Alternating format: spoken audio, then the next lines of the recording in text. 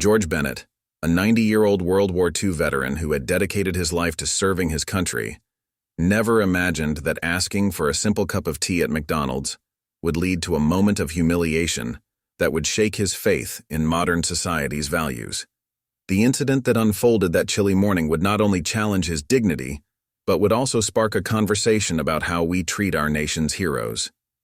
Time had left its mark on George Bennett's weathered face, each wrinkle telling a story of battles fought and sacrifices made.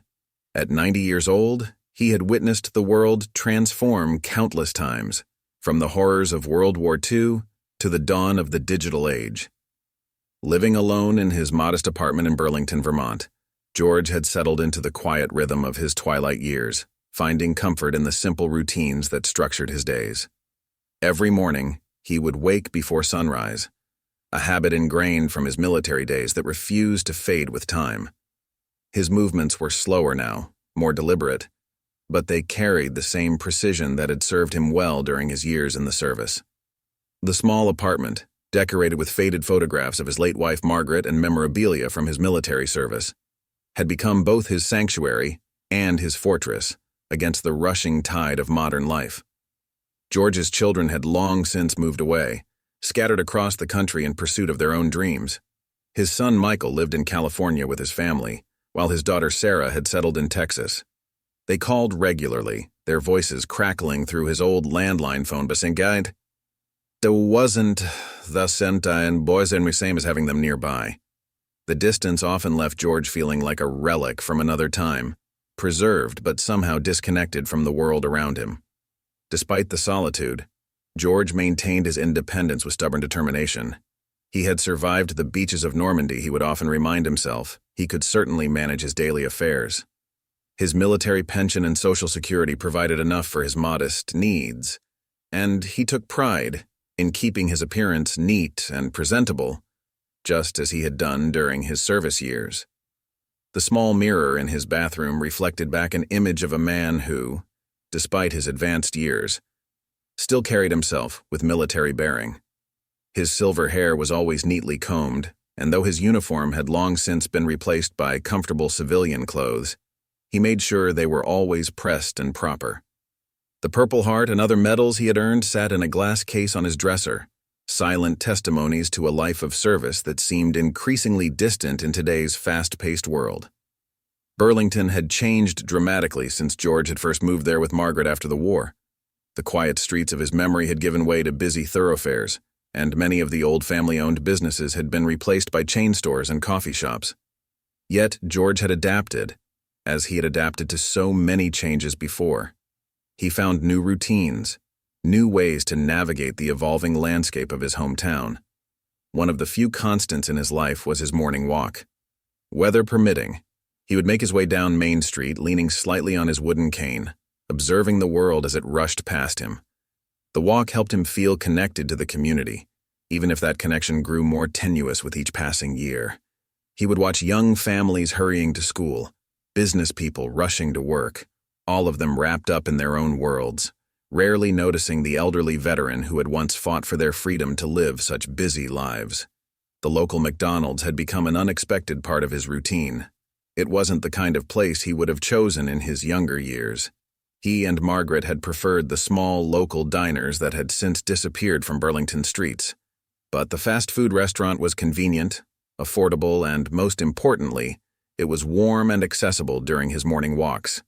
The young staff had always been polite enough, even if they didn't engage in conversation the way servers used to in the old diners he remembered.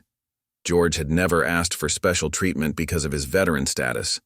The war had taught him that true respect wasn't about recognition or medals.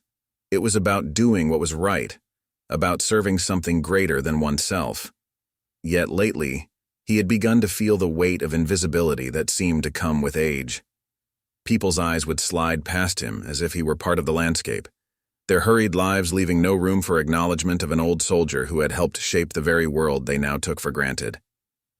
Little did George know that this ordinary morning, this familiar routine, would become a moment that would challenge not only his dignity but also society's treatment of its aging veterans.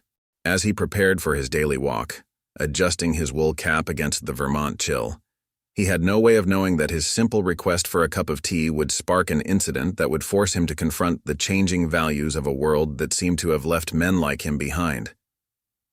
The early morning light painted Burlington's streets in soft hues as George made his way toward McDonald's, his cane tapping a steady rhythm against the concrete. The familiar golden arches loomed ahead, a beacon of warmth on this crisp Vermont morning. The restaurant stood at the corner of Main and Pine, its modern facade a stark contrast to the historic buildings that still dotted downtown Burlington. Through the large windows, George could see the usual morning crowd, commuters clutching coffee cups, students hunched over notebooks, and elderly regulars like himself seeking refuge from the solitude of their homes. The smell of coffee and breakfast sandwiches wafted through the air as he pushed open the heavy glass door, the warmth inside a welcome respite from the autumn chill. The interior had changed recently, renovated to match McDonald's new corporate image. Gone were the red plastic booths and familiar checkered tiles, replaced by sleek furniture and modern decor that felt somehow colder, less inviting. Digital ordering kiosks lined one wall, their screens glowing with promises of quick service, but George preferred the human interaction of the counter, even if it meant waiting in line. The morning staff consisted mostly of young people, their faces buried in screens between customers. George recognized a few of them from his regular visits, though they rarely seemed to recognize him in return. Today, there were several new faces behind the counter, probably students working part-time to pay for their education. The thought reminded him of how he'd worked his way through technical school after the war, though the world had been very different then. As he approached the counter, George noticed the slight shift in the young cashier's expression, that barely concealed impatience he had grown accustomed to seeing when young people dealt with the elderly. She couldn't have been more than 19, her dark hair pulled back in a tight ponytail, a name tag reading Ashley pinned to her uniform. The McDonald's had recently started offering a variety of specialty drinks, attempting to compete with the coffee shops that had sprung up around Burlington. Large menu boards above the counter displayed an array of lattes, cappuccinos, and frozen beverages, their prices making George shake his head in quiet disbelief. He remembered when a cup of coffee cost a nickel, though he tried not to fall into the trap of comparing everything to the good old days. Behind him, the line was growing longer, filled with people checking their watches and smartphones, their morning routines precisely timed. George could feel their collective impatience pressing against his back, but he maintained his dignified posture, refusing to be rushed. He had faced German artillery. He could handle a few minutes of social pressure. "Good morning," he said, his voice clear and steady despite his age. "I'd like a cup of hot tea, please." It was a simple request, one he had made hundreds of times before in diners and restaurants across the country. The young cashier's response, however, was not what he expected. "Sir," she said, her tone carrying that special kind of condescension reserved for the elderly, "we don't serve regular tea here. We have iced tea or specialty drinks." She gestured vaguely toward the menu board, as if George couldn't see it himself. "I can see you have hot water for coffee," George replied patiently. "And I noticed tea bags on the condiment counter. Surely you could." "Those are for iced tea," she interrupted, speaking louder as if volume would somehow bridge the generation gap. "We can't just make random drinks that aren't on the menu." The line behind George grew restless. He could hear the shuffling of feet, the frustrated sighs, the muttered comments about elderly people holding up progress.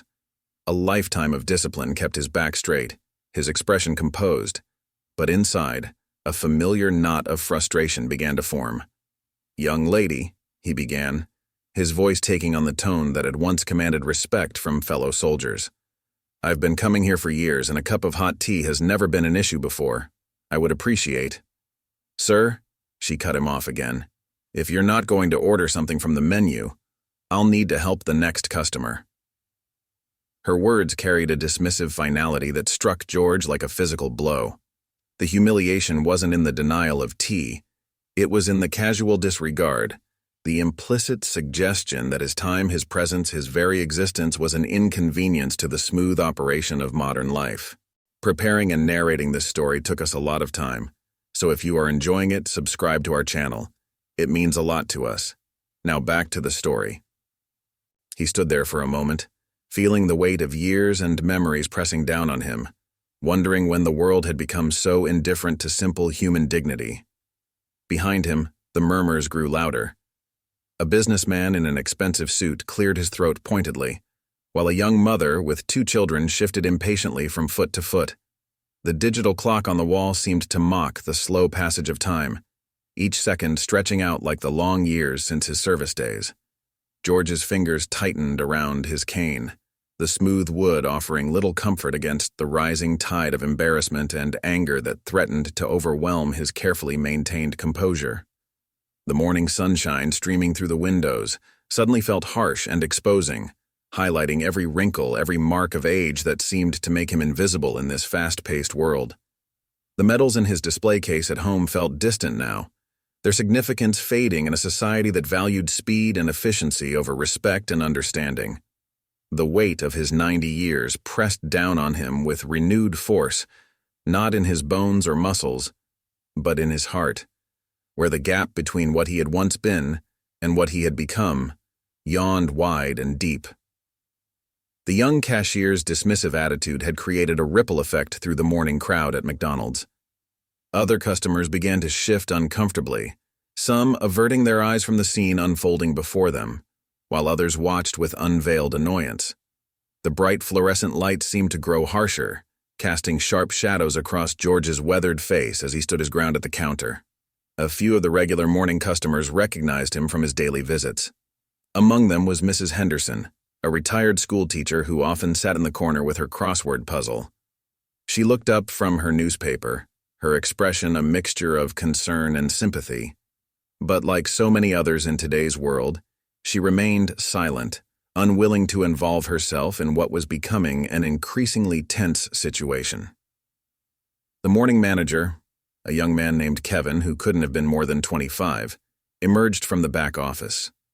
He wore the standard McDonald's uniform with an additional name badge that identified him as shift supervisor. His approach to the counter was tentative, already sizing up the situation as a potential problem to be solved quickly rather than a moment requiring understanding. "Is there an issue here?" Kevin asked, his voice carrying that practiced customer service tone that managed to be both professional and dismissive at the same time. He glanced between George and the growing line, clearly more concerned with the backup of customers than with the dignity of the elderly veteran before him. George took a deep breath, steadying himself, the familiar weight of his military dog tags pressed against his chest beneath his shirt, a constant reminder of who he was and what he stood for. "Young man," he began, his voice firm but controlled. "I'm simply asking for a cup of hot tea. Something I've ordered here many times before." Kevin exchanged a quick glance with Ashley, the cashier, before responding. "Sir, I understand, but our menu is set by corporate. We can't just make whatever drinks customers request. Perhaps you'd like to try our iced tea or one of our McCafe specialties." The suggestion was delivered with a patronizing smile that made George's jaw tighten. He could feel the eyes of other customers boring into his back, their impatience growing with each passing moment.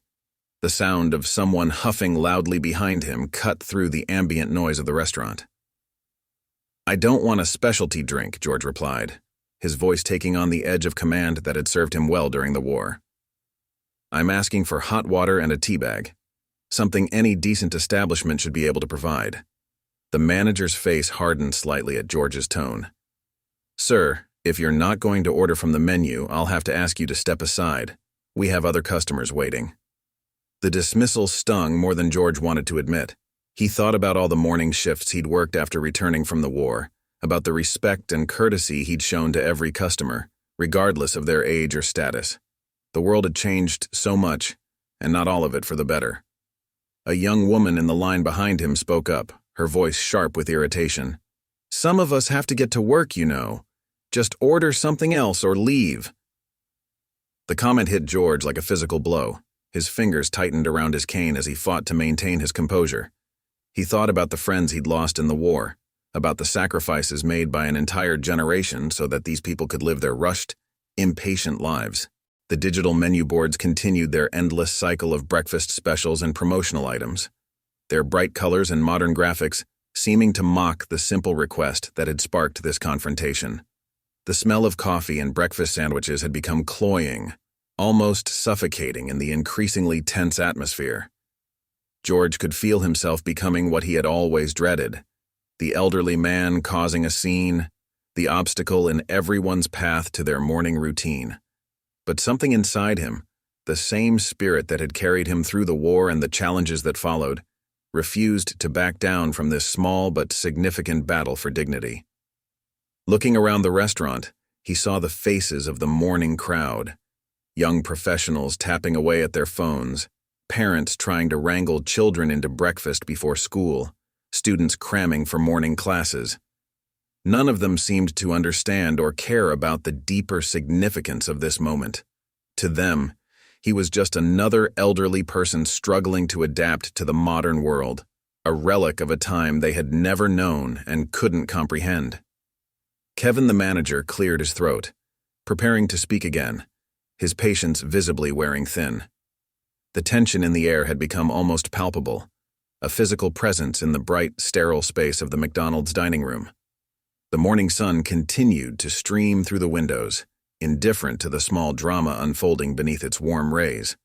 The situation at McDonald's was quickly escalating beyond a simple request for tea. George stood at the counter, his military bearing evident despite his advanced age, as the morning crowd's collective impatience seemed to press against him from all sides. The manager's dismissive attitude had created a palpable tension that filled the restaurant's modernized interior. "Look, sir," Kevin said, his voice taking on an edge of finality, "I'm going to have to insist that you either order something from our menu or step aside. We have procedures we need to follow." He gestured toward the line behind George, which had grown even longer during their exchange. George felt something shift inside him, a familiar sensation he hadn't experienced since his military days. It wasn't just anger. It was a deep-seated need to stand up for something greater than himself. His mind flashed back to D-Day, to the moments when backing down wasn't an option, when standing firm meant everything. "Young man," George began, his voice steady and clear, carrying across the restaurant with unexpected authority. "I fought in World War II. I stormed the beaches of Normandy to defend the freedoms we all enjoy today. I've seen men die for principles far greater than a cup of tea. And now, in my own country, in my own hometown, I'm being treated as if I'm nothing more than an inconvenience." The words hung in the air, heavy with meaning. A few customers who had been scrolling through their phones looked up, suddenly aware that something more significant than a breakfast delay was unfolding before them. "I'm not asking for special treatment," George continued, his grip tightening on his cane. "I'm asking for basic human courtesy, the same courtesy my generation fought to preserve. When did we become so focused on rules and procedures that we forgot about simple human dignity?" Kevin shifted uncomfortably, glancing at his young staff members who had stopped their tasks to watch the scene unfold. The morning rush continued around them, but there was a different energy now, a tension that went beyond mere impatience. A young man in a business suit who had been waiting in line stepped forward. "Hey, just give the man his tea. What's the big deal? It's just hot water and a tea bag." His voice carried a note of frustration, but it was directed at the staff now, not at George. The manager's face flushed red. "Sir, I understand your service and we respect our veterans, but we have corporate guidelines we need to follow. We can't make exceptions, even for—" "Even for what?" George interrupted, his voice sharp. "Even for an old man? Even for someone who helped ensure you could stand here today and quote corporate guidelines? Is that what our society has come to?" The morning sun streaming through the windows cast long shadows across the floor, like bars between George and the counter. The digital menu boards continued their endless cycle of promotions, their bright colors a stark contrast to the serious confrontation taking place below them. Mrs. Henderson, the retired teacher, finally stood up from her corner table. "I've watched this young man come in here every morning for years," she said, addressing the manager. "He's always been polite, always been respectful, and this is how you treat him." The restaurant had grown quieter now, the usual breakfast chatter dying down as more customers turned their attention to the unfolding scene. The videos, the posts, everything. I couldn't believe how they treated you, but then I couldn't believe how the community responded. I had to come. He looked around at the gathered supporters, the news crews, the veterans who had shown up throughout the day. "I left in the middle of an important meeting, but none of that matters now." The regional director approached Michael, extending his hand. "Your grandfather has taught us all something important today," he said. "We're making changes, real changes, because of him." He explained the new Veterans Respect Initiative, how George's experience would help shape corporate policy across the country. "Your grandfather's courage is going to improve the lives of veterans in every McDonald's across America." Mrs. Henderson, who had been documenting everything, approached with her notebook. "Your grandfather stood up for something bigger than himself today," she told Michael. "He reminded us all about the importance of respect, dignity, and remembering our history. I've been writing down everything. This is a moment that deserves to be remembered."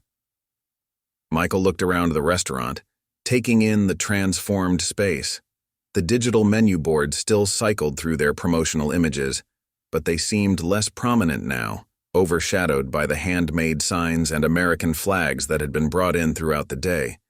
The modern efficiency of McDonald's had given way to something more human, more meaningful. "I should have been here," Michael said softly to his grandfather. "All these years, living in California, focused on my career, I forgot what's really important." The words seemed to carry extra weight in the evening quiet that had settled over the restaurant. "Mom always said I needed to visit more, to spend more time with you. She was right." George placed a hand on his grandson's shoulder. "You're here now," he said simply. "And look around. Something good has come from all this. Sometimes it takes a moment of difficulty to remind us of what matters." His voice carried the wisdom of his 90 years, touching everyone within earshot. The construction worker who had supported George earlier approached with his crew. "Sir," he addressed Michael, "your grandfather showed us all what real strength looks like today. Standing up for dignity, for respect, that's not just about veterans or the elderly. It's about who we are as a community. My own grandfather never lived to see this day, but I know he would have been proud to witness it." Several World War II veterans who had arrived during the day gathered around George and Michael, creating an impromptu circle of shared experience and understanding. They began sharing stories of their service, of coming home, of building lives in a country they had fought to defend. The younger people in the restaurant listened intently, many recording these precious moments on their phones. The young cashier, Ashley, brought fresh cups of tea for both George and Michael. Her hands were steady now, her earlier uncertainty replaced by a new understanding. "I've learned so much today," she said quietly, "about respect, about service, about really seeing the people in front of us. I called my own grandfather after my shift ended. We talked for the first time in months. Kevin, who had started the day enforcing corporate policy, stood nearby with a changed perspective.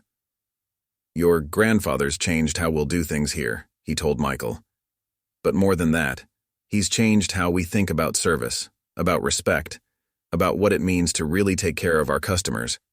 This isn't just a policy change, it's a change of heart. The evening news crews continued their coverage, but the story had evolved. It wasn't just about a veteran being denied tea anymore.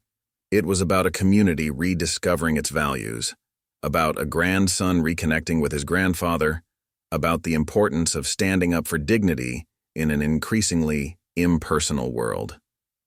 Michael pulled up a chair next to his grandfather's table, which had become something of a community gathering point throughout the day.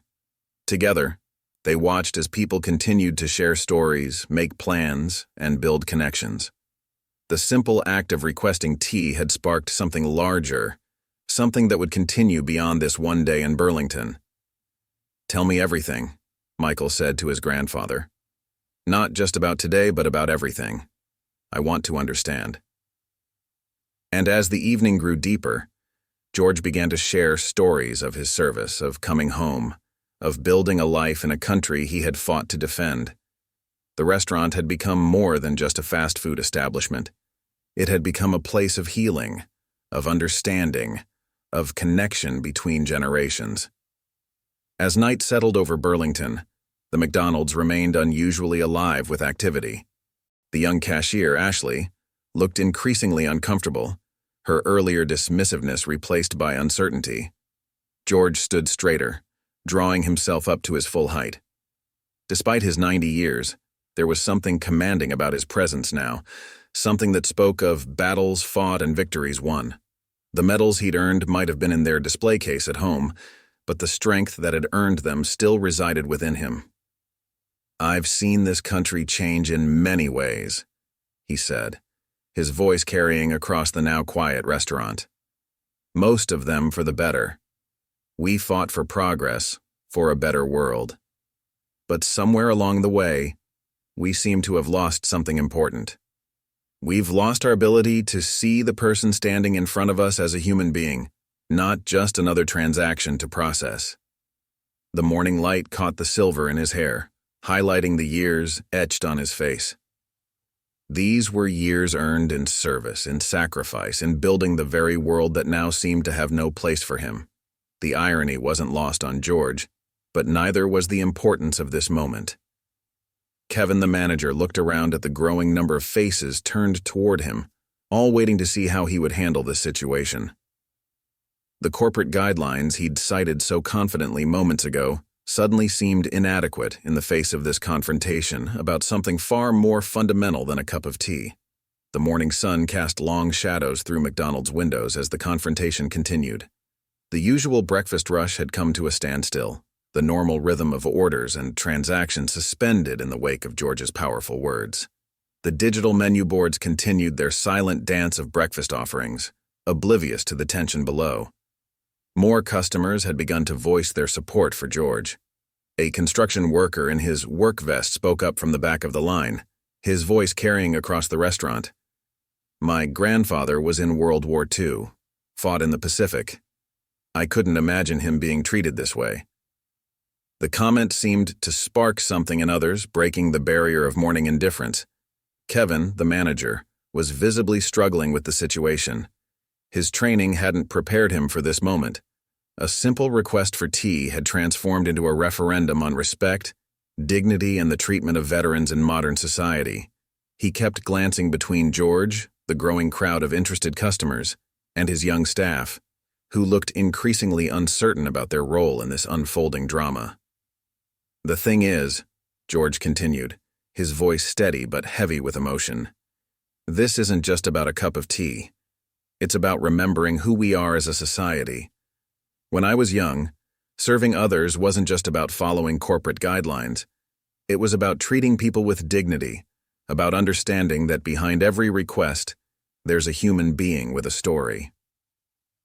The morning light caught the moisture in George's eyes, but his bearing remained proud, military straight. His words seemed to resonate through the restaurant, touching something deeper than the surface-level interactions that usually characterized fast food encounters. Ashley, the young cashier who had initially dismissed George's request, had stepped back from her register. Her earlier confidence had crumbled in the face of this unexpected confrontation. She watched the scene unfold with a mixture of embarrassment and growing understanding, her name tag catching the fluorescent light as she shifted uncomfortably.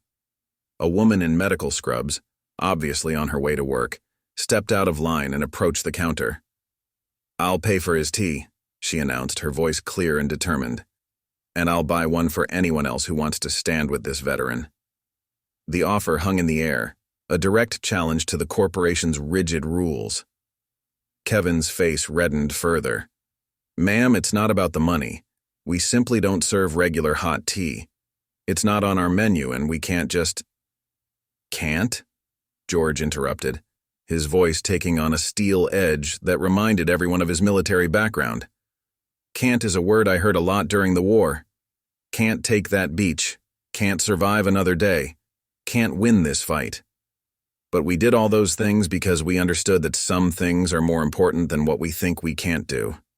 The restaurant had grown completely silent now, the usual breakfast clamor replaced by the weight of George's words. Even the staff behind the counter had stopped their morning preparations, caught up in the moment that was unfolding before them. Mrs. Henderson, who had remained standing, moved closer to George. "I've been coming here for years too," she said, addressing the manager directly. "And I've seen how this place has changed. Everything's become about speed and efficiency. But we're losing something important in the process. We're losing our humanity." The morning sun had risen higher now, its rays stretching across the restaurant floor like fingers of light reaching for understanding. The modern decor, with its sleek lines and corporate-approved colors, seemed suddenly cold and impersonal in contrast to the very human drama playing out within its walls. George stood at the center of it all, his cane planted firmly on the floor, his presence a reminder of a generation that had sacrificed everything for the freedoms that allowed this very restaurant to exist. His request for a simple cup of tea had become something more, a moment of reckoning between different eras, different values, different understandings of what it meant to serve others. "When I was in Normandy," George said, his voice softer now but still carrying across the quiet restaurant, "we shared what little we had. A cup of coffee, a piece of bread, a kind word. It didn't matter what the rules were, what mattered was our humanity. Have we really come so far only to lose sight of that?" The silence in McDonald's was broken by the soft whir of the coffee machines, a mundane sound that seemed oddly intrusive in the tense atmosphere. Kevin, the young manager, stood frozen behind the counter, his corporate training offering no guidance for this situation. The morning sun had risen higher, casting sharp shadows across the restaurant's modern interior, highlighting the divide between the elderly veteran and the fast food establishment's rigid protocols. A young student who had been silently watching the scene unfold from his corner table suddenly stood up, his laptop forgotten. "My history professor just spent 2 weeks teaching us about D-Day," he said, his voice carrying across the restaurant. "About the sacrifices made, the lives lost. And here we are, unable to serve one of the men who lived through it a simple cup of tea."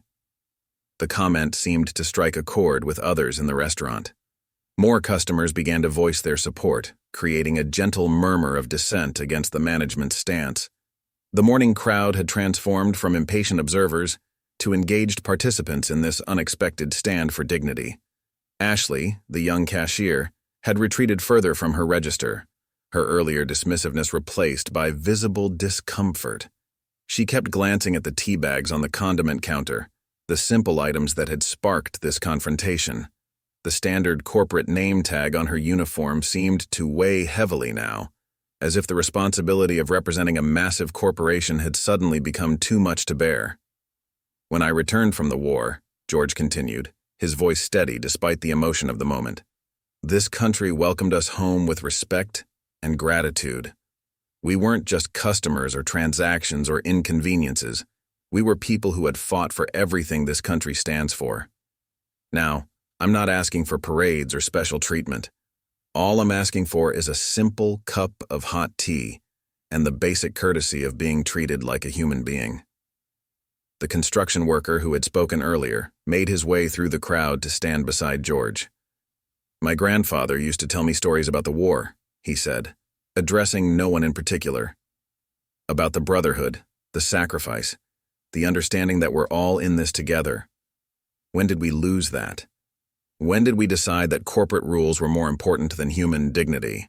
Mrs. Henderson, still standing nearby, nodded in agreement. "I've taught children for over 30 years, she added, her teacher's voice carrying natural authority. "And one of the most important lessons was always about respect, about understanding our history and those who shaped it. This isn't just about tea anymore, is it?" Kevin shifted uncomfortably behind the counter, his youth and inexperience showing clearly now. The situation had escalated beyond a simple customer service issue into something he wasn't equipped to handle. The morning sunlight streaming through the windows seemed to spotlight his indecision, making him look even younger and more uncertain. Two teenage girls who had been filming the incident on their phones whispered to each other, their earlier impatience replaced by genuine interest. One of them typed rapidly on her phone, likely sharing the story on social media. The local incident was quickly becoming something larger, a symbolic moment that would resonate beyond the walls of this Burlington McDonald's. An elderly couple who had just entered the restaurant stood near the door, taking in the scene. The husband, wearing a Korean War veteran's cap, moved closer to George, offering a silent nod of solidarity. His wife clutched his arm, her eyes glistening with understanding of what this moment meant for their generation. The woman in medical scrubs who had offered to pay stepped forward again. "Look," she said, addressing Kevin directly. "Sometimes we have to recognize when rules need to be bent. I work in healthcare, and yes, we have protocols and procedures, but we never forget that we're dealing with human beings. Each person has a story, a life, a dignity that deserves respect." An off-duty police officer who had been quietly observing from his booth stood up, coffee cup in hand. "You know," he said, his voice carrying the weight of authority, "I deal with rules and regulations every day. But there's something more important than blindly following protocols. It's about understanding the spirit of service, about recognizing when humanity needs to take precedence over procedure." The restaurant's modern interior, with its carefully designed aesthetic and efficient layout, seemed suddenly at odds with the human drama unfolding within it. The digital menu boards continued their endless cycle of promotional images, their bright colors and sleek graphics a stark contrast to the very real, very human moment taking place below. George stood steadfast, his military bearing evident despite his age. His weathered hands gripped his cane, not for support now, but as an anchor in this unexpected battle for dignity. The morning light caught the tears in his eyes, but they weren't tears of sadness or frustration. They were tears born of the realization that his simple request for tea had touched something deeper in the hearts of those around him. The usual morning rush hour was well underway outside, cars streaming past the restaurant windows, their drivers unaware of the significant moment unfolding inside. Yet within these walls, time seemed to have slowed, allowing everyone present to witness and participate in this unexpected stand for human dignity and respect. The air was thick with anticipation, as all eyes turned to Kevin, waiting to see how he would respond to this growing chorus of support for a veteran's simple request. Kevin's face had transformed from frustration to uncertainty as he stood behind the counter, the weight of dozens of eyes upon him. The morning sun streaming through McDonald's windows seemed to intensify, casting an almost theatrical spotlight on this unexpected drama. The young manager's hands fidgeted with his name badge as he struggled to find the right words for a situation no corporate manual had prepared him for. "Listen," Kevin began, his voice wavering slightly. "I understand what everyone is saying, but we have procedures that—" He trailed off as more customers shook their heads in disapproval. The morning crowd had grown, with people who had originally come for a quick breakfast now fully invested in this impromptu stand for dignity. Ashley, the young cashier, had been watching the scene unfold with growing discomfort. Her earlier dismissiveness had been replaced by something else, a dawning recognition of the larger implications of their actions. She looked at the tea bag sitting innocuously on the condiment counter, such a simple thing to have sparked such a profound moment. The elderly couple who had shown their support earlier moved closer to George.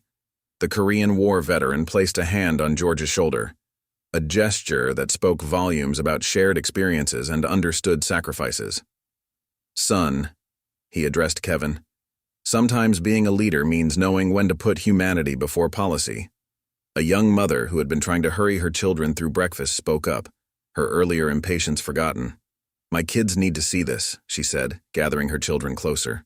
"They need to understand that respect for our veterans, for our elders, isn't just something we talk about, it's something we show through our actions."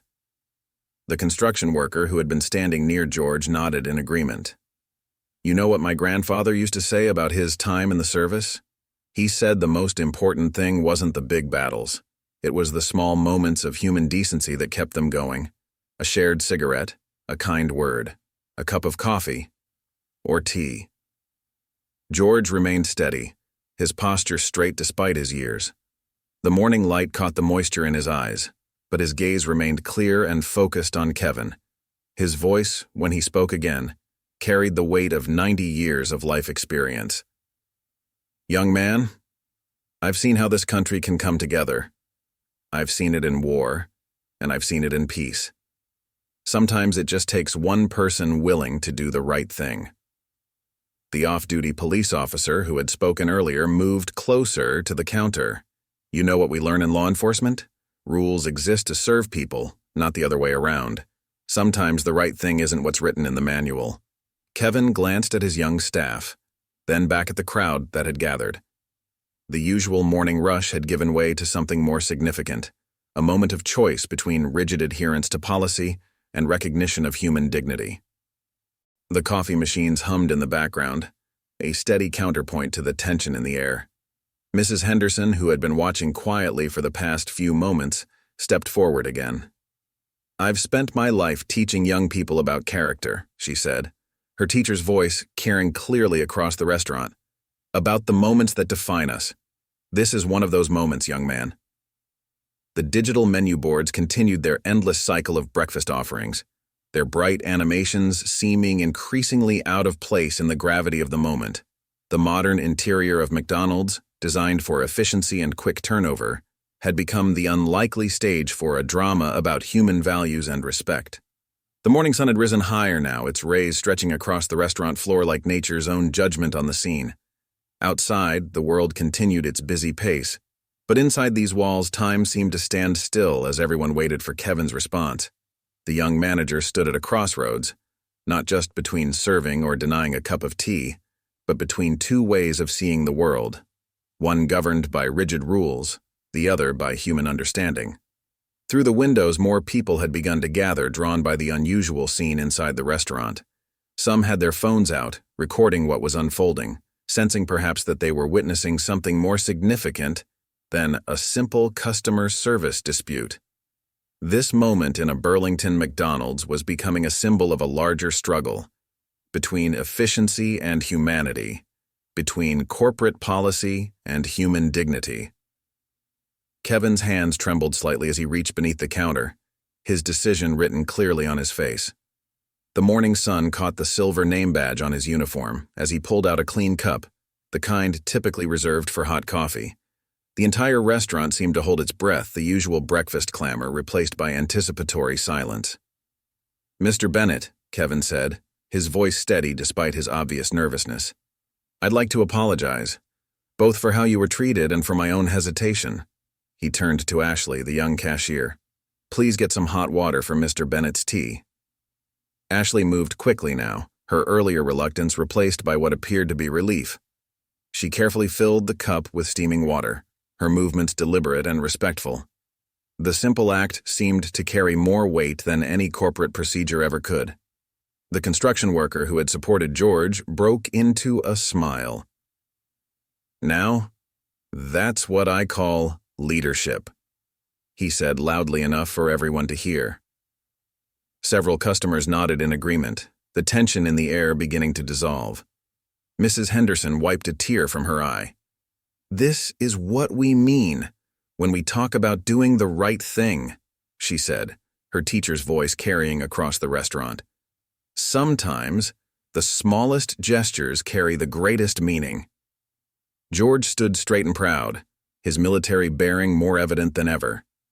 "Thank you, son," he said to Kevin, his voice thick with emotion. "This means more than you might understand." He reached for his wallet, but Kevin held up his hand. "Your money's no good here today, sir," Kevin said firmly. "This one's on me." And he hesitated for a moment before continuing. "I'd like to make sure you never have this problem again. From now on, you'll always be able to get your tea here. I'll make sure everyone on staff knows." The Korean War veteran who had shown his support earlier approached the counter. "Make that 2 cups of tea," he said with a smile. "Some traditions are worth keeping alive." Ashley returned with George's tea, carefully placing it on a tray along with several tea bags from the condiment counter. Her hands shook slightly as she offered it to George, her earlier dismissiveness replaced by genuine respect. The young student who had spoken about his history class stood up again. "You know what's amazing?" he said, addressing no one in particular. "We study these huge, world-changing events in class, but sometimes it's the small moments like this that really show us what those events were all about." Through the windows, the morning sun had risen higher, casting a warm glow across the scene. The digital menu boards continued their silent rotation of breakfast items, but they seemed less important now, less central to what McDonald's represented in this moment. The woman in scrubs checked her watch and smiled. "I'm going to be late for my shift," she said, "but this was worth it. Some things are more important than being on time." Kevin stepped out from behind the counter, something that probably violated another corporate policy, but he didn't seem to care anymore. He approached George directly, extending his hand. "Sir, I want you to know that you're always welcome here, and I'm grateful for your service, both in the war and today. You've taught us all something important." The morning crowd had begun to disperse, but not with their usual hurried efficiency. People lingered, sensing that they had witnessed something significant. Some approached George to shake his hand or share a kind word. Others spoke quietly among themselves, reflecting on what had transpired. Mrs. Henderson gathered her things, preparing to leave. "You know," she said to no one in particular, "I've been teaching for 3 decades, but some of the best lessons happen outside the classroom. Today, we all learned something about respect, dignity, and the importance of standing up for what's right." George carefully carried his tea to what would become his regular table, his cane tapping softly against the floor. The morning sun streamed through the windows, warming his face as he settled into his seat. The simple cup of tea before him represented more than just a beverage. It was a small victory for human dignity, a reminder that even in our fast-paced corporate world, there was still room for compassion and understanding. Outside, the morning traffic continued its steady flow, but inside McDonald's, something had changed. A small but significant shift had occurred, not just in policy or procedure, but in the hearts and minds of everyone present. The restaurant had become more than just a fast food establishment. It had become a place where dignity and respect had prevailed, over rigid rules and corporate guidelines. The aroma of fresh tea rose from George's cup, mingling with the usual breakfast smells of coffee and pancakes. It was a new scent in the McDonald's air, but one that would become familiar, a daily reminder of the morning when humanity took precedence over procedure. The atmosphere in McDonald's shifted dramatically as Kevin reached for his phone, his hands trembling slightly.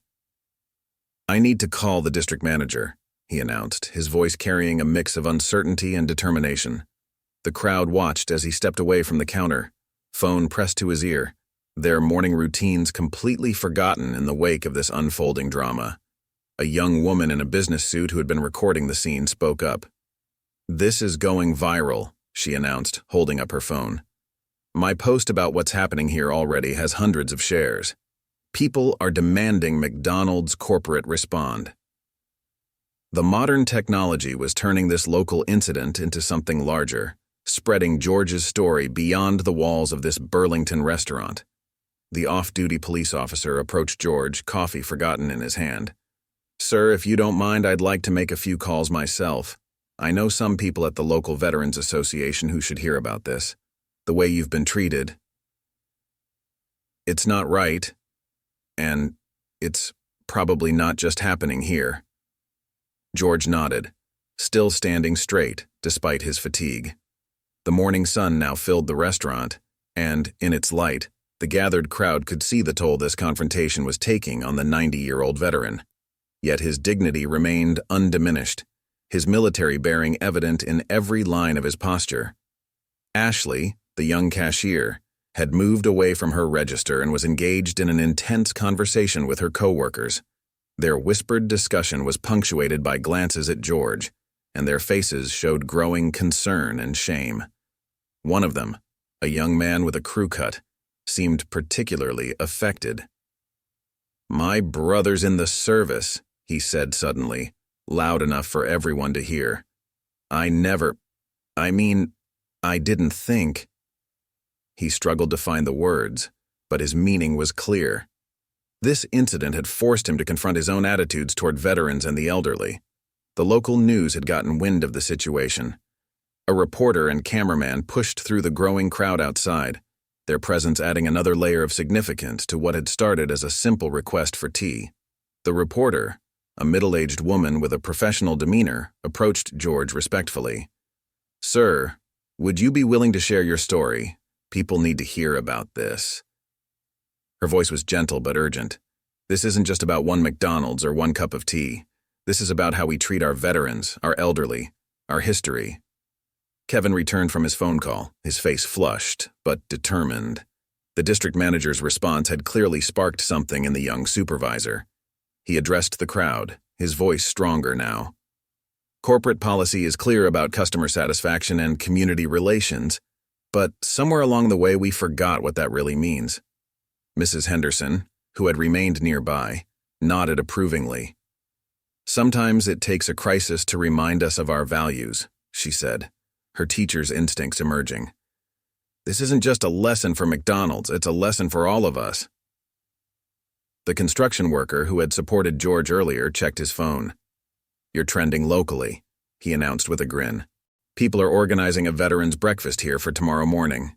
Looks like you started something, sir." Outside, more people had gathered, pressing against the windows. Some held hastily made signs supporting veterans, while others took photos and videos. The local police had arrived to manage the growing crowd, their presence a testament to how quickly this incident had escalated. George observed all this with a mix of emotions playing across his weathered face. His request for a simple cup of tea had become something far larger, a catalyst for a conversation about respect, dignity, and remembrance in modern society. The morning light caught the tears in his eyes, but they were different now. Not tears of humiliation, but of profound impact. Kevin's phone rang again. This time it was the regional manager. The young supervisor listened intently, his expression changing from concern to relief. When he hung up, he turned to George with a new confidence. "Sir, we've been authorized to make immediate changes to our service policies. But more than that, they want to hear your story, to learn from this moment." The digital menu boards continued their endless cycle of breakfast offerings, but now they seemed like relics of an outdated approach, one that prioritized efficiency over humanity, rules over respect. The modern interior of McDonald's had become the unlikely setting for a powerful reminder about the importance of human dignity. As the morning wore on, what had begun as a confrontation over a cup of tea had transformed into something more significant. A moment of awakening, a call to remember and honor those who had sacrificed so much. George's stand for dignity had struck a chord that resonated far beyond this one restaurant in Burlington, touching hearts and challenging assumptions about how we treat our veterans and elderly citizens. The next few hours transformed the Burlington McDonald's into something far from its usual self. News vans had lined up outside, their satellite dishes reaching toward the sky like modern totems. Inside, the regular breakfast rush had given way to a steady stream of supporters, many wearing veteran caps or carrying small American flags.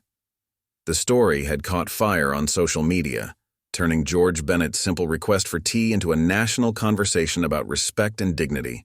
George sat at what had become his honorary table, a proper cup of tea finally steaming before him. The Korean War veteran and his wife had joined him, along with Mrs. Henderson and several others who had witnessed the morning's events. The restaurant had taken on the atmosphere of an impromptu town hall meeting. "Channel 5 wants to do a live interview," the local reporter announced, approaching George's table. "Your story's being picked up by national networks. People are responding to this all across the country." She showed him her tablet, displaying hundreds of supportive comments and shared stories from other veterans who had faced similar treatment. Kevin, the young manager, had been on and off his phone continuously. Corporate headquarters had been calling nonstop, their tone shifting from damage control to genuine engagement. "They're implementing immediate changes," he explained to George. "Not just here, but nationwide. They're calling it the Veterans Respect Initiative.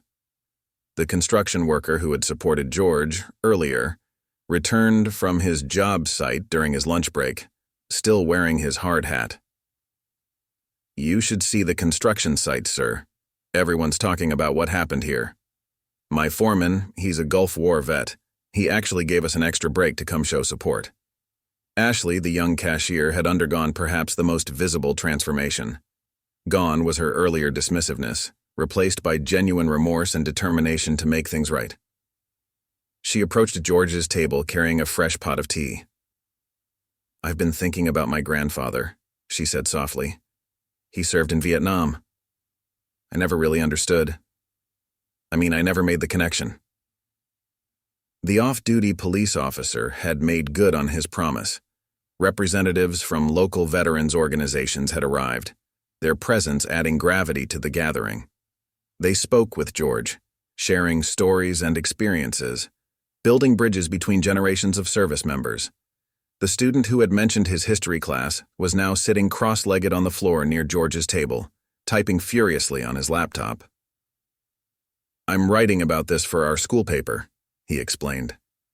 "My professor says it's a perfect example of how historical awareness impacts modern society." Outside, the crowd had continued to grow. People held up their phones, recording and sharing, turning this local incident into a viral moment. Some carried handmade signs, "Respect our veterans," and "Thank you for your service," among them. The police had set up barriers to manage the increasing numbers. The woman in medical scrubs had returned from her shift at the hospital. "You wouldn't believe it," she told George. "Patients were talking about you all day. One of our oldest veterans cried when he heard your story, said it was about time someone took a stand." Through the windows, the afternoon sun cast long shadows across the restaurant floor. The digital menu boards continued their rotation, but now they seemed strangely out of place in this transformed space. Corporate efficiency had given way to human connection. Rules had yielded to respect. Local business owners from nearby shops had started dropping by, many offering their own stories about serving veterans and the elderly. A flower shop owner brought a small arrangement for George's table. "My father was in Korea," she said simply, placing the flowers before him. Mrs. Henderson, ever the teacher, had begun documenting everything in a small notebook. "This needs to be remembered," she explained. "Not just the incident, but the response. This is how change happens. One person standing up for dignity, others joining in, a community coming together."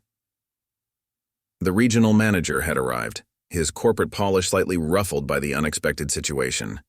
He watched the scene unfold with a mix of concern and recognition, understanding that something significant was happening, something beyond public relations or damage control. George sat amid it all, his bearing still military straight despite the long day. The morning's humiliation had transformed into something powerful and affirming. His stand for dignity had touched a nerve in the community, revealing both the gaps in how society treats its veterans and the deep reservoir of respect that still existed, waiting to be tapped. The local radio station had set up a remote broadcast from the parking lot, interviewing people as they came and went. "This isn't just a Burlington story anymore," the host announced. "We're getting calls from across the country. Veterans, their families, people who care about how we treat our elderly. Everyone wants to be part of this conversation." A group of high school students arrived wearing their JROTC uniforms, standing at attention near George's table. Their instructor, a retired sergeant, explained how they'd left school early after hearing about the incident. "These young people need to understand what respect really means," he said, his voice carrying the weight of experience. The afternoon light continued to shift, casting different shadows across the restaurant's interior. What had started as a morning confrontation had evolved into something like a community gathering, a reminder of how small towns used to come together, how people used to look out for one another. Kevin had pinned a new notice to the bulletin board. "Veterans and seniors welcome. Tea service available." It was a small gesture, but it represented a significant shift in policy, a recognition that sometimes human needs should take precedence over standardized procedures. George sipped his tea, watching as his simple stand for dignity continued to ripple outward, touching lives and changing perspectives in ways he never could have anticipated. The morning's humiliation had transformed into an affirmation of human dignity and respect, a reminder that one person's courage could still make a difference in an increasingly impersonal world. As the day progressed toward evening, McDonald's corporate leadership had been in constant communication with the Burlington location. The regional director himself arrived, stepping through the doors with a mix of concern and determination on his face. He was a tall man in his 50s, wearing a crisp suit that seemed out of place among the gathered crowd of supporters and community members. "Mr. Bennett," he addressed George directly, making his way through the crowd. "I'm Thomas Reeves, Regional Director for McDonald's New England operations. What happened this morning? Well, it's made us take a hard look at our policies and our culture." The evening news crews had set up their equipment, their bright lights creating an almost theatrical atmosphere inside the restaurant. The regular dinner rush had been transformed into something entirely different, a continuing demonstration of community support and solidarity. Local veterans groups had organized an impromptu honor guard outside the restaurant. Men and women in their service uniforms stood at attention, creating a powerful visual reminder of the military community's presence and importance in civilian life. "We're announcing several immediate changes," Reeves continued, addressing not just George, but the assembled crowd and news cameras. "First, all our locations will now offer proper tea service. But more importantly, we are implementing a new training program focused on serving veterans and elderly customers with the respect they deserve." George sat at his table, which had become something of a makeshift command center for the day's events. The original cup of tea that had sparked this movement sat empty beside him, now more symbol than beverage. Mrs. Henderson had been documenting everything in her notebook, creating what she called a record of how change happens. "It's not just about the tea," George responded, his voice carrying the weight of 90 years of experience. "It's about remembering who we are as a society. Every person who walks through these doors has a story, has dignity. Sometimes we need a reminder of that." The construction worker who had supported George earlier had returned with his entire crew. They stood in their work clothes, hard hats held respectfully in their hands. "My grandfather used to tell me stories about coming home from the war," one of them shared, "about how America treated its veterans then. Maybe we needed this wake-up call." Social media channels were buzzing with the story. The young businesswoman who had first shared the incident showed George her phone, where hashtags like #Veterans Deserve Better and #Burlington Tea Party were trending nationally. The local incident had sparked a broader conversation about respect, dignity, and the treatment of veterans in modern society. Kevin, who had started the day enforcing corporate policy, had become an unexpected advocate for change. "This has taught me something important about leadership," he told the regional director. "Sometimes doing the right thing means looking beyond the rulebook." Ashley, the young cashier whose initial dismissiveness had helped spark the incident, had spent the day serving tea to veterans and elderly customers who had come to show support. Each cup was served with a new understanding of the importance of respect and dignity in customer service. Outside, the evening sun cast long shadows across the parking lot, where people continued to gather. Some brought chairs and thermoses, creating an almost festival-like atmosphere. Local food trucks had arrived to serve the growing crowd, their owners refusing to take payment from any veteran. The Korean War veteran who had stood with George earlier shared stories with younger veterans who had served in Iraq and Afghanistan. Despite the decades separating their service, they found common ground in their experiences and their understanding of sacrifice. "This isn't just about one restaurant or one morning," George explained to a national news reporter. "It's about remembering that behind every policy, every procedure, every transaction, there are human beings who deserve to be treated with dignity." Mrs. Henderson, ever the teacher, had begun organizing what she called dignity workshops with local businesses.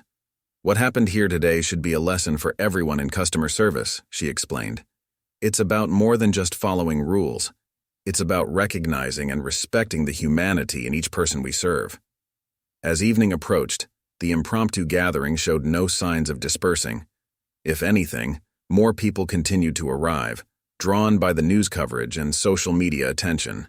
The simple act of requesting a cup of tea had transformed into a movement, a moment of collective recognition about the importance of treating veterans, the elderly, and indeed all people, with the respect they deserve.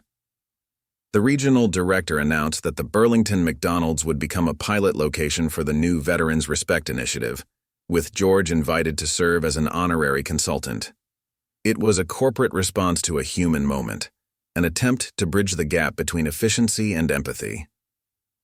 The sun began to set over Burlington, casting a warm, golden glow through McDonald's windows. The day's events had transformed not just the restaurant, but the entire community.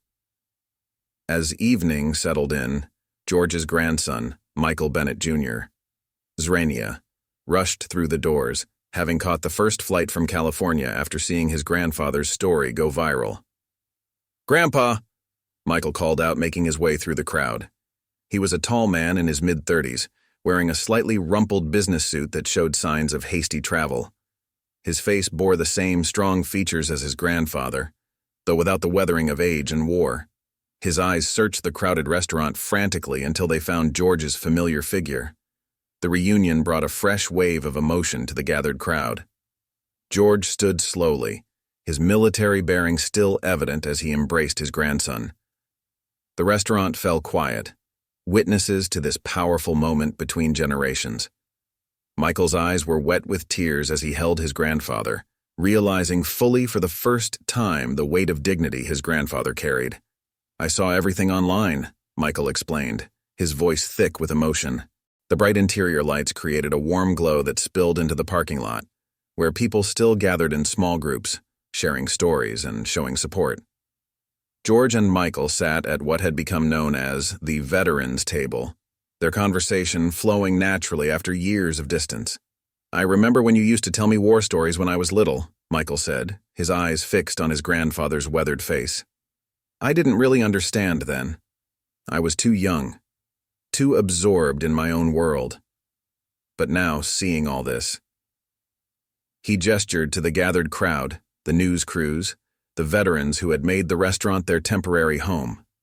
The regional director had set up an impromptu office in one of the booths, his laptop open as he coordinated with corporate headquarters. Reports were coming in from McDonald's locations across the country, with managers asking how they could implement similar changes in their restaurants. The story had sparked a national conversation about how businesses treat veterans and the elderly. Mrs. Henderson approached their table with several local veterans organization representatives. "We're planning something bigger," she announced, her teacher's enthusiasm shining through. "A monthly Veterans Breakfast Club. Right here. A place where service members can gather, share stories, and know they'll be treated with respect." Ashley, the young cashier whose earlier dismissiveness had sparked this chain of events, had stayed well past her shift's end.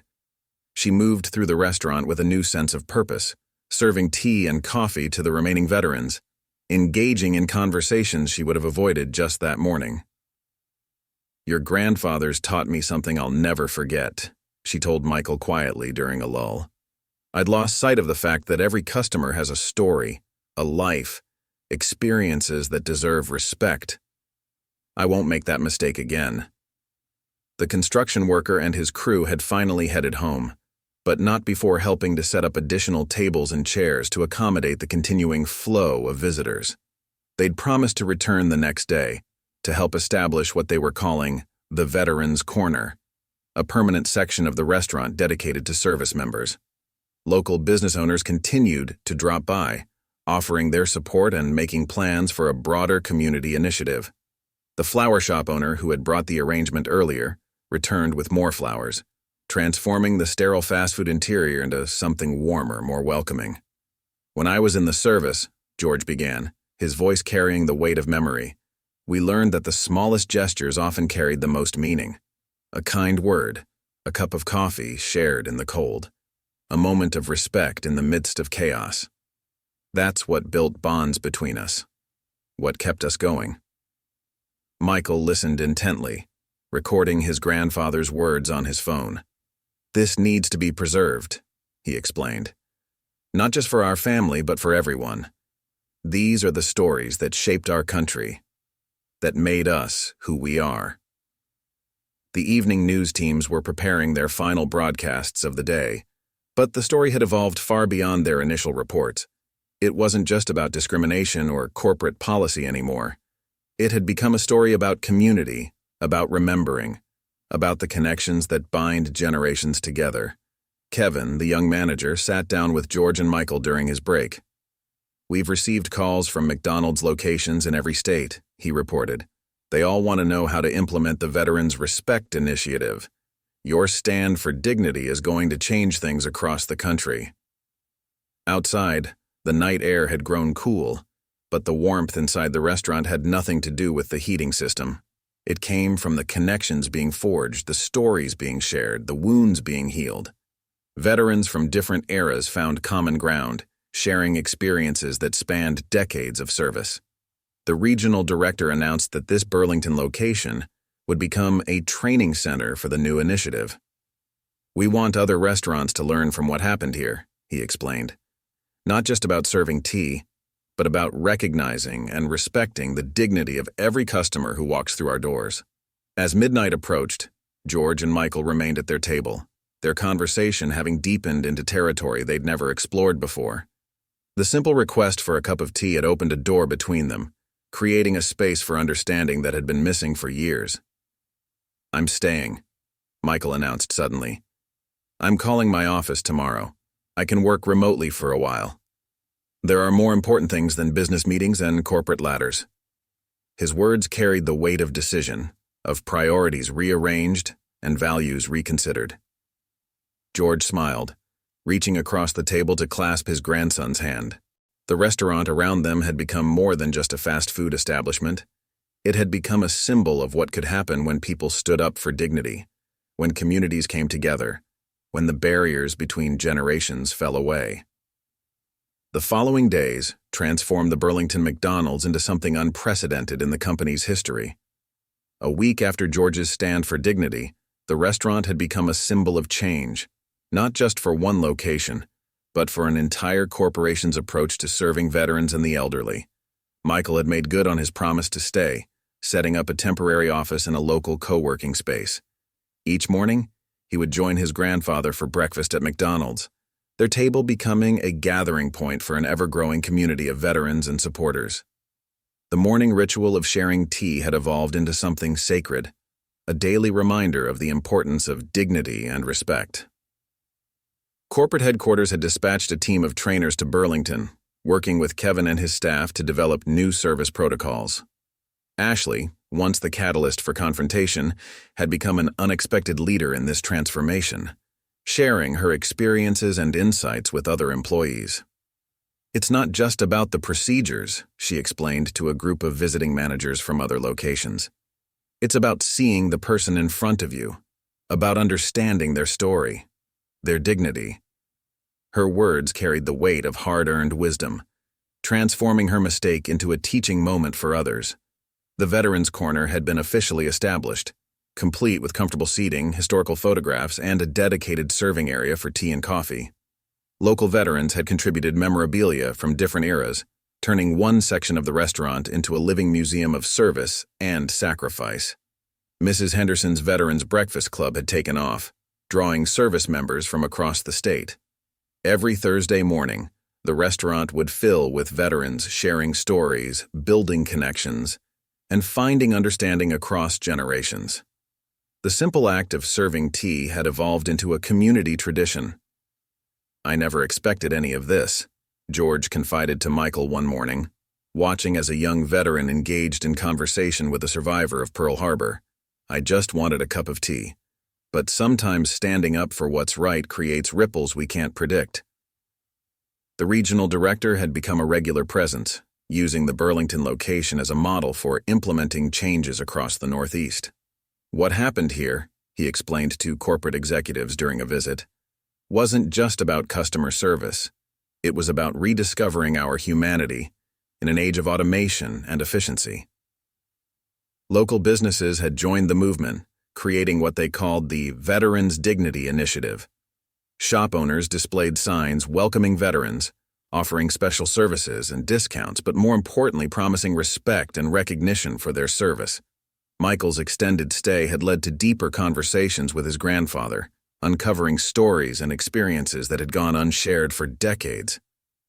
"I'm learning more about you now than I did in all the years growing up," he told George one evening.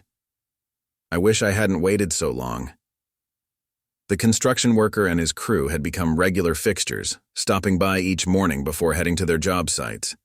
They'd helped establish a memorial wall near the Veterans Corner, featuring photographs and stories of local service members past and present. Ashley had started a training program for other McDonald's employees, focusing on the importance of empathy and respect in customer service. "What happened with Mr. Bennett changed my life," she would tell them. "It taught me that every interaction is an opportunity to honor someone's dignity." National veteran organizations had taken notice, using the Burlington McDonald's as an example of how businesses could better serve the veteran community. Representatives visited regularly, taking notes and photographs, spreading the story to other communities across the country. The digital menu boards now included a special section for veteran services, including the availability of tea and coffee served with respect and dignity. It was a small change, but it symbolized a larger shift in corporate culture, a recognition that some values transcended efficiency and standardization. Kevin had been promoted to Regional Training Coordinator, tasked with implementing the Veterans Respect Initiative across New England.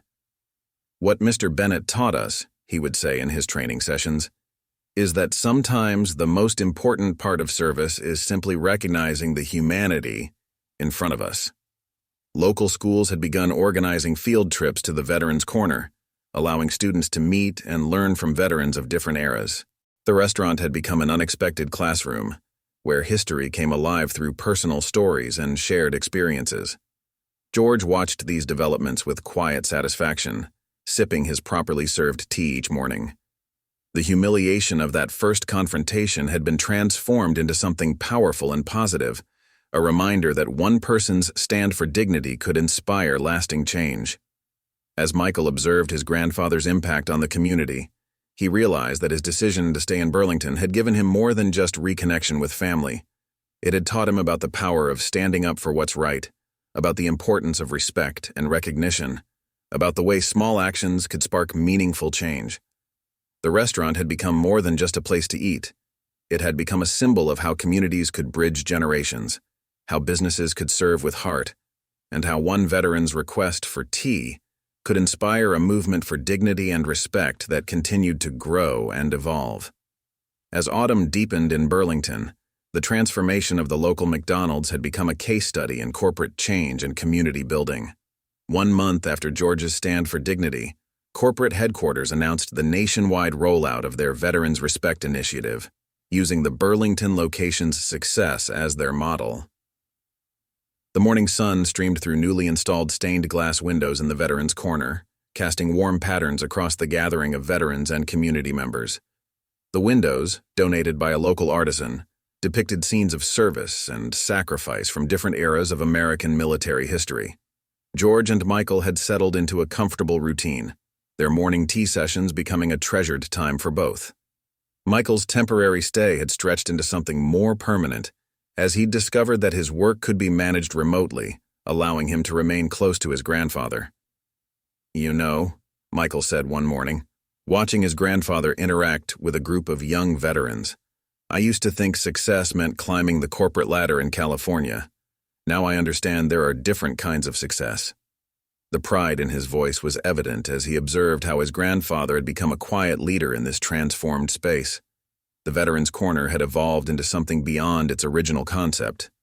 Local veterans had organized a mentorship program, pairing older service members with younger veterans struggling to adjust to civilian life. The conversations that happened over cups of tea and coffee had helped heal wounds that went deeper than any physical scars. Ashley had been promoted to Community Relations Coordinator, a new position created specifically to manage the growing veteran programs. Her journey from the cashier who had denied George his tea to a passionate advocate for veteran respect had become part of the restaurant's lore. "Sometimes Our biggest mistakes lead to our most important lessons, she would tell new employees during training. That morning with Mr. Bennett taught me that customer service isn't about transactions. It's about treating each person with the dignity they deserve. Kevin's regional training program had expanded to include sensitivity workshops and historical perspectives. Veterans from different eras would share their experiences, helping employees understand the importance of respect and recognition. The program had become so successful that other companies had begun sending their staff to participate. Mrs. Henderson's Veterans Breakfast Club had grown into a daily gathering, with different groups meeting throughout the week. Korean War veterans on Mondays, Vietnam veterans on Tuesdays, and so on, with special sessions for younger veterans of more recent conflicts. The sharing of experiences across generations had created bonds that transcended the usual barriers of age and experience. The construction worker who had first supported George had organized a group of local contractors to renovate the entire Veterans Corner, expanding it to include a small library of military history books and comfortable seating areas designed for conversation and reflection.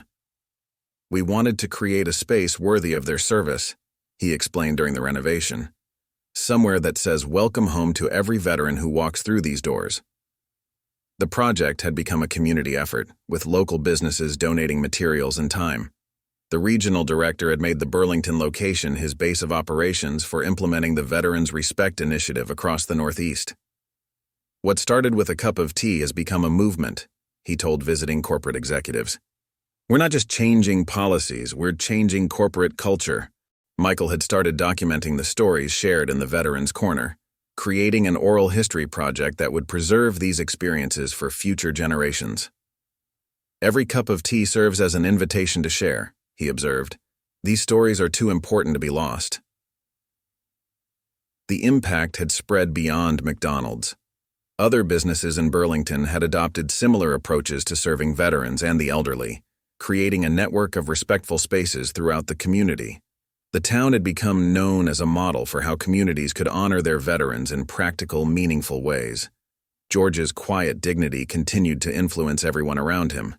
His presence each morning served as a reminder of why this transformation had begun, and his willingness to share his own experiences helped bridge the gap between different generations of veterans. Local schools had incorporated regular visits to the Veterans Corner into their history curriculum, allowing students to learn directly from those who had lived through the events in their textbooks. The interactions had profound effects on both the students and the veterans who shared their stories. As evening approached one day, George sat in his usual spot, watching the activity around him with quiet satisfaction.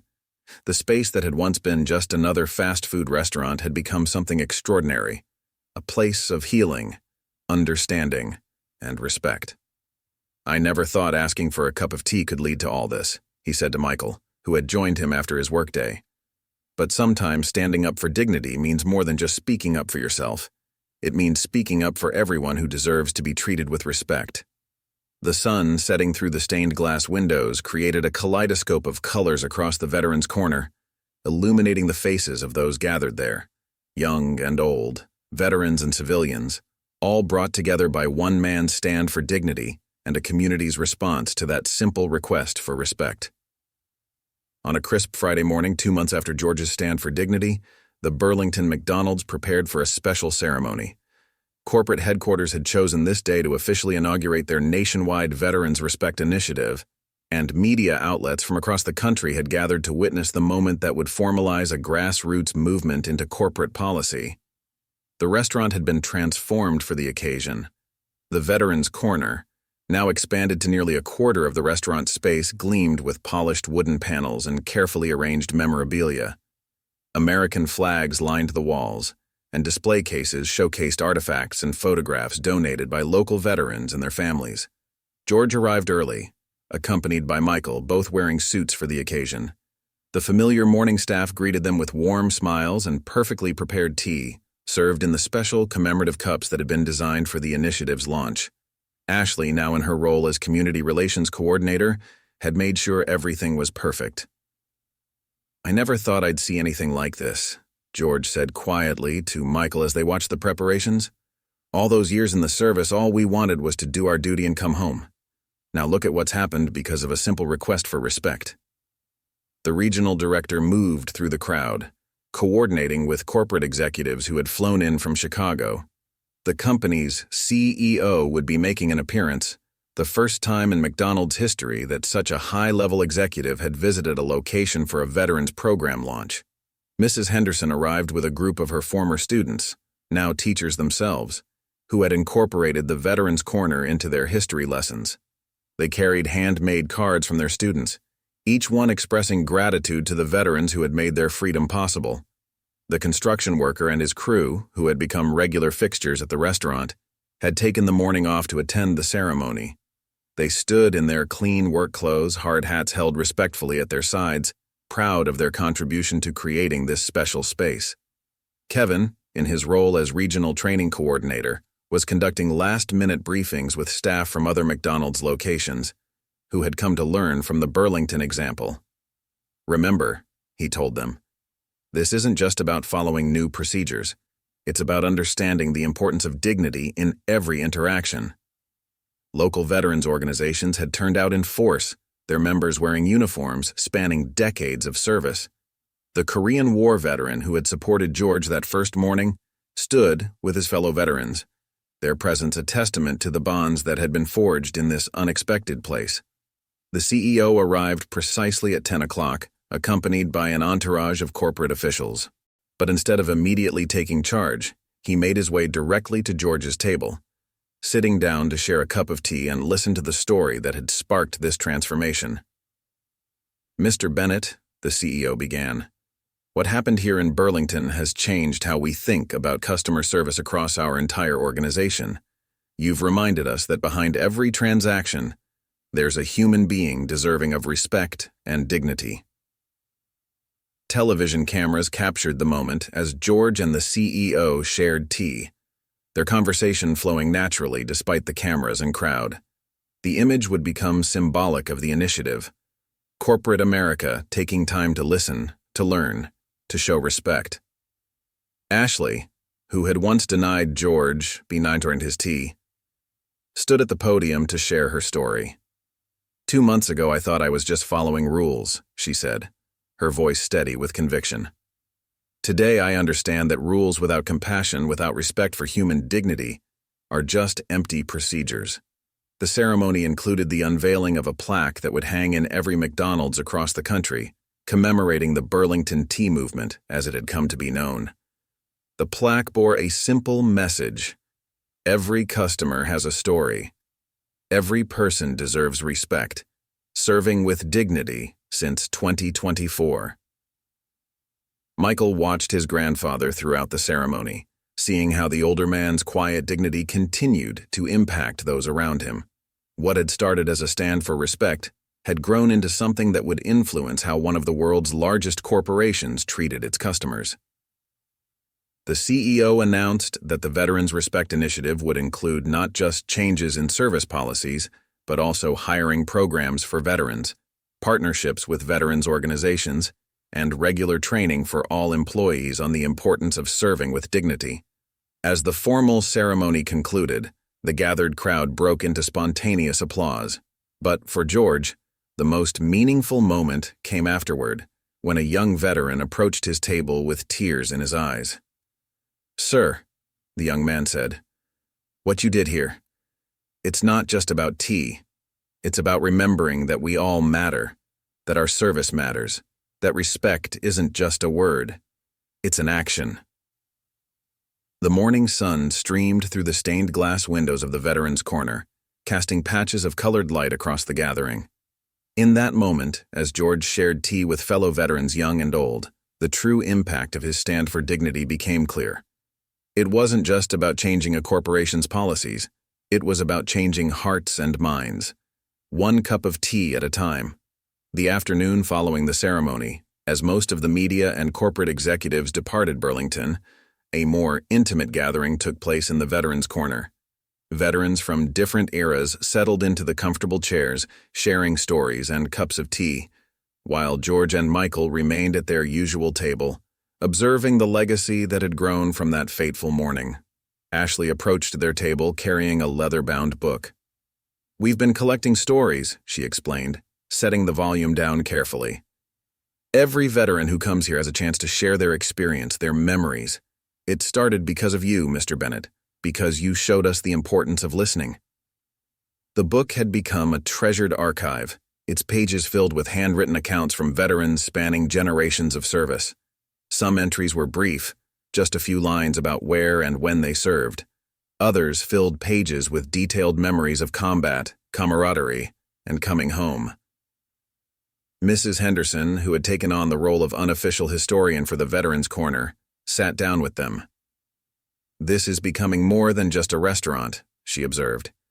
"It's becoming a living memorial, a place where history is preserved and shared." The construction worker, who had finished his day's work, joined them still in his dusty work clothes. "My crew and I were talking today," he said, pulling up a chair, "about how one person standing up for what's right can change things. Not just here, but everywhere." Through the windows, they could see other businesses in Burlington displaying new signs welcoming veterans, promising the same respect and dignity that had become standard at McDonald's. The movement had spread beyond the restaurant's walls, influencing how the entire community treated its veterans and elderly citizens. Kevin, taking a break from training new staff members, shared updates from other McDonald's locations. "We're getting reports from across the country," he said. "Veterans are being treated differently now. They're being seen, heard, respected. And it all started here, with a cup of tea." Michael had been taking notes throughout the day, continuing his documentation of the changes sparked by his grandfather's stand. "You know what strikes me?" he said, looking up from his notebook. "How something so simple, just asking to be treated with dignity, could have such a profound impact."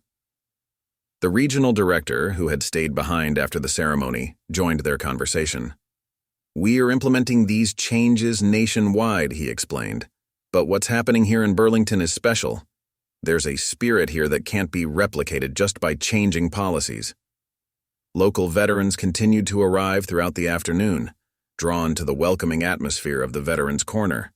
Young service members fresh from recent conflicts sat with veterans of older wars, sharing experiences across generations, finding common ground in their shared service. The Korean War veteran who had stood with George that first morning brought his grandchildren to visit.